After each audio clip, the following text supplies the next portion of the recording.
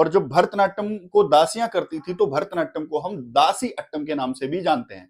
लेकिन जब भरतनाट्यम कुछ समय के लिए जब कमजोर हुआ तो जो दासियां जो डांस करती थी उनका जो भरण पोषण होता था, जो उनका गुजारा चलता था, जो डांस करके ही चलता था मंदिरों में, तो उनका गुजारा होना हो गया बंद।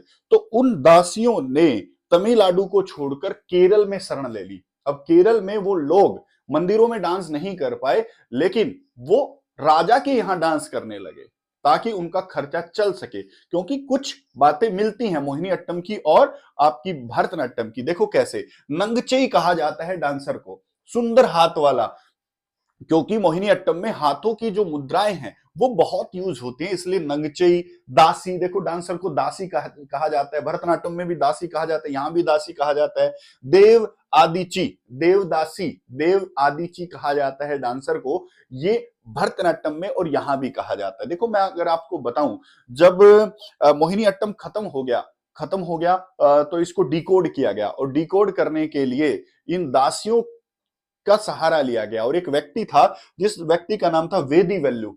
वेदी वेल्लू ने एक दासी के साथ, दासी का नाम था देवदासी सुगंधा वल्ली, इन दोनों के साथ मिलकर केरल में जो वर्मन वंश हुआ है